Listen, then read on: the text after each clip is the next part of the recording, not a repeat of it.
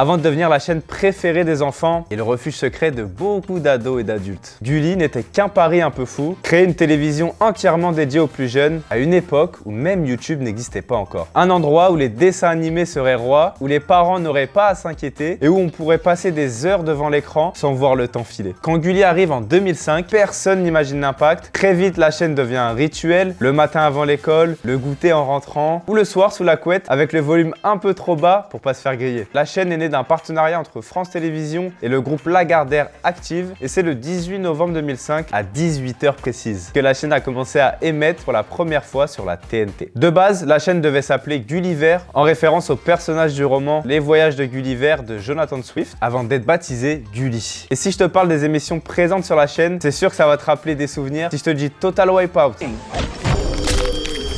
Reine de Star, la météo de Gulli ou encore la plus connue In the Boîte, lui on le connaît trop. Et c'est sans compter sur la quantité de dessins animés qu'on a pu voir sur la chaîne. Foot de rue, Corneille et Bernie, les Rats, Galactic Football. Non, il y avait trop de bangers. Du coup, je comprends mieux pourquoi Gulli a longtemps été la chaîne préférée des enfants. 90% d'entre eux la regardaient régulièrement, mais aussi la chaîne préférée des familles pendant 7 ans consécutifs.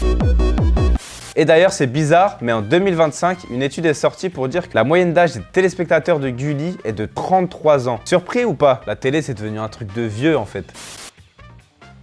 Bon, pour tous ceux qui ont connu la chaîne sur le fameux canal 18, tout ça c'est fini. Depuis la réforme de la TNT qui a eu lieu cette année, Gulli est désormais sur la 12 à la place d'Énergie 12. Un changement stratégique qui permettra à la chaîne d'être encore plus visible, notamment en prime time, et de toucher un public plus large. Tiens, je suis curieux de savoir, toi aussi t'as passé ton enfance devant Gulli? Dis-le moi en commentaire.